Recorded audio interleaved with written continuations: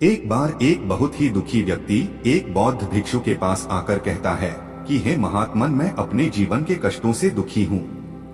यह जीवन बहुत ही कष्टदायी है। बहुत संघर्ष करने के बाद भी मैं अपने परिवार का पालन पोषण नहीं कर पा रहा हूँ। हर तरफ से मुझे धोखा व दुख ही मिलता है। परिवार के लिए 2 वक्त की रोटी भी नहीं कर पा रहा हूँ। आप तो ज्ञानी हैं, आप ही बताएं मैं क्या करूँ। क्या मेरी समस्या का समाधान आपके पास है? नमस्कार मित्रों, बुद्ध भाव चैनल पर आपका स्वागत है। इससे पहले कि आप इस कहानी में खो जाएं, आपसे निवेदन है कि चैनल को सब्सक्राइब कर दीजिए और वीडियो अच्छी लगे तो वीडियो को लाइक जरूर कर दीजिएगा। चलिए शुरू करते हैं आज की प्रस्तुति। बौद्ध भिक्षु ने उस युवक की सभी बातों को गौर से सुना और बौद्ध भिक्षु ने मुस्कुराते हुए कहा कि ऐसी कोई भी समस्या नहीं है जिसका समाधान ना हो, लेकिन सबसे पहले तो तुम्हें यह समझना होगा कि जिसे तुम समस्या समझ रहे हो, क्या वह समस्या है भी या नहीं, या फिर वह जीवन का चक्र है। बौद्ध भिक्षु ने सामने की तरफ इशारा करते हुए कहा कि क्या तुम वह पहाड़ी देख रहे हो? उस ऊंची पहाड़ी पर एक मंदिर है। उस मंदिर के पास चींटियों का एक घर है। वहां पर हजारों चींटियां रहती हैं।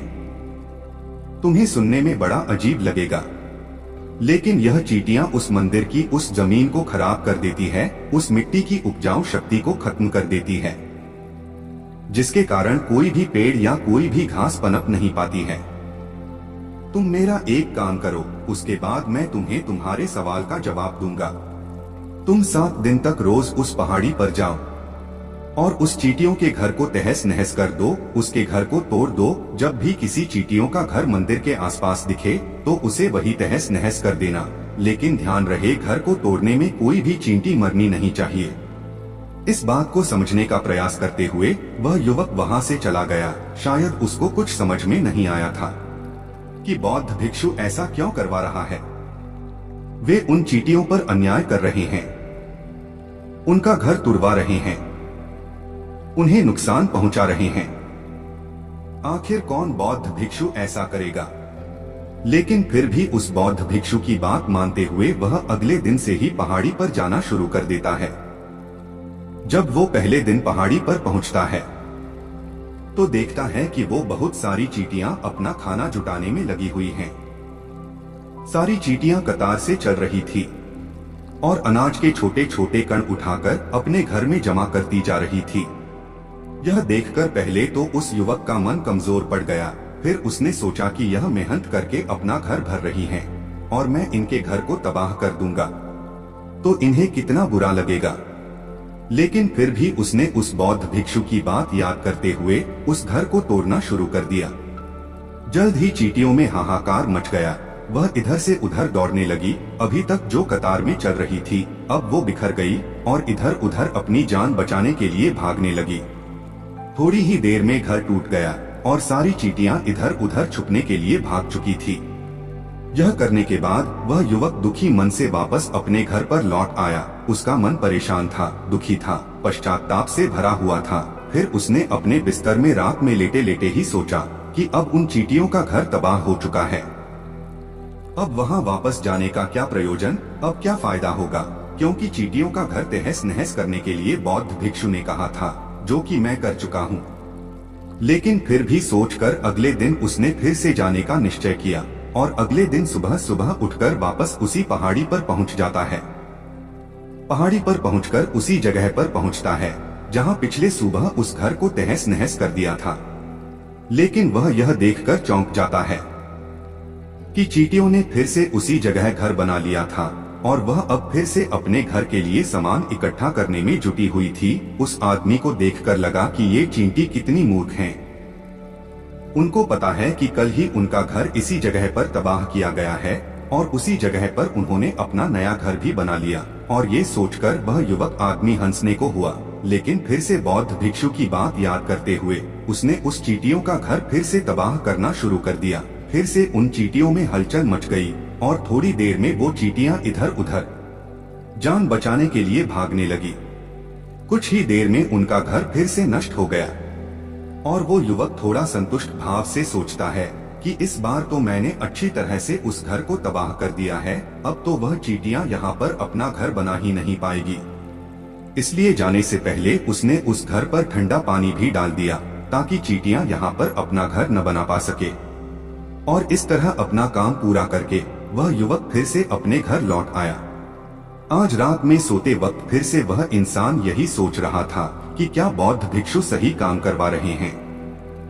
क्या किसी का घर तबाह करना किसी सिद्ध पुरुष को शोभा देता है?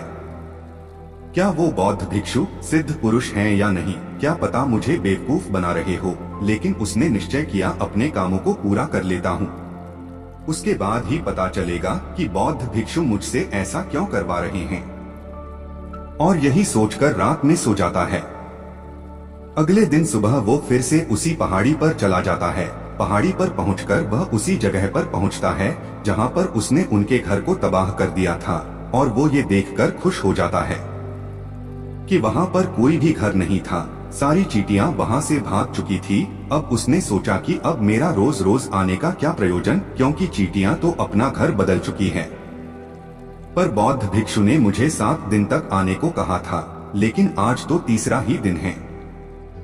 अब बाकी 4 दिन आने का क्या प्रयोजन। और यही सोचकर उसने निश्चय किया कि वह यहाँ से सीधा वही बौद्ध भिक्षु के पास जाएगा और वह उनको सारी बात की खबर देगा।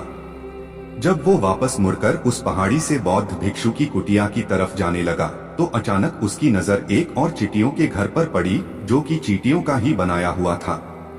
मतलब कि वह घर चींटियों ने ही बनाया हुआ था और अब वो चींटियां नए घर में बस चुकी थी। ये नया घर उसके पुराने घर से ही थोड़ी ही दूरी पर था। और जब उस युवक की नजर उस घरों पर पड़ी तो उसने सोचा कि शायद बौद्ध भिक्षु को पता था कि ये चींटियां अपना घर यहाँ से बदलकर किसी दूसरी जगह पर बना लेंगी, इसलिए उन्होंने मुझे 7 दिन आने को कहा था। ये विचार करते हुए वह उनका नया घर तोड़ने के लिए भी पहुँच जाता है। वह देखता है कि चींटियां उसी तरह अपने कार्य में लगी हुई थी। वो अपने लिए खाना इकट्ठा कर रही थी और अपने घर में जमा करती जा रही थी। जो पुराना घर टूटा था वहाँ भी अनाज के कण बचे हुए थे। चींटियां वहाँ से भी अनाज इकट्ठा करके अपने नए घर में ला रही थी। अब यहाँ पर फिर से उस युवक का मन थोड़ा कमजोर पड़ गया, क्योंकि वो खुद भी कमजोर था, खुद भी वक्त का मारा हुआ था। इसलिए उनके मन में उन चींटियों के प्रति दया का भाव उमड़ रहा था। उसे उनके ऊपर दया आ रही थी। वह चाहता था कि उनकी मदद करें, लेकिन वह तो उल्टा उन्हें नुकसान पहुंचा रहा था। लेकिन उस बौद्ध भिक्षु की बात को याद करते हुए उसने फिर से उस घर को तोड़ने का निश्चय किया और इस बार उस बड़ी ही सावधानी के साथ बिना किसी चींटी को नुकसान पहुंचाए वो घर तबाह करना शुरू कर दिया। वक्त थोड़ा ज्यादा लगा, क्योंकि किसी भी चींटी को नुकसान न पहुंचाने की शर्त बौद्ध भिक्षु ने पहले से दे रखी थी। इसलिए बड़ी सावधानी के साथ उसके घर को तबाह करना था। लेकिन आखिरकार उसने घर को तबाह कर दिया और उस घर को तबाह करने के बाद मन से बड़ा ही दुखी था। इस बार पहले से भी ज्यादा दुखी था, क्योंकि उसने उनका नया घर भी तोड़ दिया था, उनको बसने ही नहीं दे रहा था और वो अपने आप को शैतान या दानव समझने लगा था। लेकिन फिर भी उस बौद्ध भिक्षु की बात को मानते हुए वो अपने घर पर दुखी मन से वापस आ गया। रात में सोने से पहले एक बार उसने फिर से सोचा कि मैं कितना बड़ा शैतान हूँ, कितना बड़ा दानव हूँ। वो पुराना घर तो छोड़ो, मैं उन चींटियों को कहीं भी बसने के लिए कोई जगह ही नहीं दे रहा हूँ। वो चींटियां मेरे बारे में क्या सोचते होंगी, वो कितना दुत्कार रही होंगी उस परमात्मा को जो मेरे द्वारा यह काम करवा रहा है। लेकिन फिर भी उसने अगले दिन जाने का निश्चय किया। अगले दिन सुबह सुबह फिर से वहां पर पहुंच गया। वह यह देखकर फिर से आश्चर्यचकित रह जाता है कि इस बार चींटियों ने एक और घर नई जगह पर बना लिया था। वो पहले से भी ज्यादा ऊर्जा के साथ काम कर रही थी और उन्होंने एक रात में पहले से भी बड़ा घर बना लिया था और अब वो फिर से अपना अनाज और खाना इकट्ठा करने में जुटी हुई थी। यह देखकर उस आदमी सोचने लगा कि ये चींटियां किस मिट्टी की बनी हुई है। मैं इनको बार बार यहाँ से भगाने की कोशिश कर रहा हूँ और ये वहीं पर अपना घर बना लेती है। क्या इनको पता नहीं है कि मैं इन्हें यहाँ पर कभी बसने नहीं दूंगा। यह चींटियां हैं तो दिखने में तो इतनी छोटी, लेकिन फिर भी ये मुझसे हार नहीं मान रही है। बड़ी ताज्जुब की बात है। और इस बार उसने गुस्से में उनके घर को तहस नहस करना शुरू कर दिया। लेकिन इस बार तहस नहस करते हुए कुछ चींटियां वहीं दबकर मर गई। उसके पैरों तले कुचली गई। कुचलने के बाद जब वह अहंकार से बाहर आता है तो देखता है कि मैंने गुस्से में उन चींटियों को कितनी क्षति पहुंचा दी है। उसका मन पश्चाताप से भर गया और रोता हुआ अपने घर की तरफ बढ़ गया। रात में सोते वक्त उसने सोचा कि मैं उन चींटियों पर बहुत ज्यादा अत्याचार कर रहा हूँ। अब इससे ज्यादा अत्याचार मैं नहीं कर पाऊंगा, और यही सोचकर वह अगले दिन चींटियों के लिए अपने घर से थोड़ा आटा लेकर उस पहाड़ी पर पहुंच जाता है। आज उसके मन में चींटियों के प्रति श्रद्धा का भाव था, दया का भाव था। आज वो उनकी मदद करना चाहता था। और जब वो वहां पर पहुंचा तो चींटियां फिर से अपने नए घर को बनाने में जुटी हुई थी। उसने बड़ी ही करुणा के साथ चींटियों को अपना लाया हुआ आटा खिलाया और अगले 3 दिनों तक वो ऐसा ही करता रहा। वो रोज सुबह जाता और उन चींटियों को अपने हाथों से आटा खिलाता। 7 दिन के बाद वह युवक उस बौद्ध भिक्षु के पास पहुंचकर हाथ जोड़कर बोलता है, हे गुरुदेव जी, मुझे माफ कर देना। मैंने उन चींटियों का घर तबाह करने के लिए बहुत कोशिश की, पर मैं उनका घर तबाह भी किया। एक बार नहीं बल्कि 4 बार मैंने उनका घर तोड़ा, लेकिन उसके बाद मैं हिम्मत नहीं कर पाया, उनके घर को नहीं तोड़ पाया। मैं समझ सकता हूँ कि मैंने अपना काम पूरा नहीं किया, और इसके बदले आप मुझे वह तरीका भी नहीं बताएंगे जो कि मुझे बुरे समय से बाहर निकाल सकता है। लेकिन मुझे इसका कोई खेद नहीं है। मुझे लगता है जो मैंने किया वो सही किया, इसलिए मैं आपसे आज्ञा लेकर मैं वापस जा रहा हूँ। कृपा मुझे वापस अपने घर जाने की आज्ञा दीजिए। यह सुनकर उन बौद्ध भिक्षु ने मुस्कुराते हुए कहा कि भंते कहाँ चल दिए, रुको तो सही, जलपान तो कर लो, थोड़ी देर ठहर जाओ, उसके बाद चले जाना। यह कहकर वह बौद्ध भिक्षु उस युवक के लिए पानी लेकर आते हैं। पानी पिलाने के बाद बौद्ध भिक्षु उस युवक से पूछते हैं कि बताओ क्यों तुम चींटियों का घर बर्बाद नहीं कर पाए। वह चींटियां तो छोटी छोटी हैं और तुम इस विशालकाय हो, फिर भी तुम उन छोटी छोटी चींटियों का घर तबाह नहीं कर पाए। कहाँ है तुम्हारी शक्ति, तुम्हारा बाहुबल? इसका जवाब देते हुए उस युवक ने कहा कि हे गुरुदेव, मैंने उन चींटियों का घर तबाह कर दिया था और बार बार किया था। एक बार अपने गुस्से में कई चींटियों को भी मैंने हानि पहुंचा दी थी, लेकिन जिस दिन मैंने उनको हानि पहुंचाई उसी दिन मुझे लगा कि मैं इनको क्यों हानि पहुंचा रहा हूं, क्यों इनको तकलीफ दे रहा हूं, और उसी दिन से मैंने क्षति पहुंचाने के बजाय, नुकसान पहुंचाने के बजाय उनकी सहायता करने शुरू कर दी। यह सुनकर उस बौद्ध भिक्षु ने कहा कि यही तो सीखने की बात है। एक छोटी सी चींटी हमें जीवन जीने का संदेश दे जाती है। मैंने तुम्हें उन चींटियों का घर तबाह करने के लिए नहीं भेजा था, मैंने तुम्हें इसलिए भेजा था ताकि तुम उन चींटियों से कुछ सीख ले सको। तुम्हें क्या सीख मिली उन चींटियों से, क्या तुम मुझे बता सकते हो? यह सुनकर उस युवक ने पूरी कहानी बयान कर दी। पूरी कहानी सुनने के बाद बौद्ध भिक्षु ने मुस्कुराते हुए कहा कि भंते, पहली सीख जो इन चींटियों से सीखने की थी वो थी कि तुमने कितनी ही बार उनको तोड़ने की कोशिश की, कितनी ही बार प्रयास किया कि उनका घर तबाह हो जाए, लेकिन हर बार वो अपना नया घर बना लेती थी। उन्होंने कभी भी हार नहीं मानी। अगर हार मान लेती तो वो चींटियां तो तुम्हें वहाँ पर नहीं मिलती। जीवन कार्यशीलता का नाम है, जीवन कर्मशीलता का नाम है, लेकिन हम मनुष्य 1-2 बार हार मिलने के बाद टूट जाते हैं, हताश हो जाते हैं और फिर जीवन में प्रयास ही नहीं करते। कुछ लोग तो अपनी जिंदगी को खत्म करने पर उतारू हो जाते हैं, लेकिन जानवरों में तुमने एक बार देखी होगी कि वह कभी अपना जीवन स्वयं से खत्म नहीं करते। तुमने कभी नहीं सुना होगा कि किसी जानवर ने आत्महत्या कर ली, चाहे वह जानवर कितना ही भूखा क्यों न हो, कितना ही दुखी क्यों न हो, वह अपने जीवन के लिए हमेशा संघर्ष करता रहता है। लेकिन वहीं पर हम मनुष्य 1-2 बार हताश होने पर ही अपना जीवन खत्म कर लेते हैं। जीवन तो कर्मशीलता है, कर्म करने का नाम है। जीवन और मृत्यु आखिरी विश्राम है, परम विश्राम है। इसलिए मृत्यु से पहले कर्म करना कभी मत छोड़ना, क्योंकि मृत्यु के बाद परम विश्राम में चले ही जाओगे। तो उससे पहले कर्म करना क्यों छोड़ रहे हो, क्यों हताश हो रहे हो? अगर तुम्हारा एक घर टूट गया है तो दूसरा घर बनाने का प्रयास करो, कोशिश करो, और कोशिश करने वालों की कभी हार नहीं होती।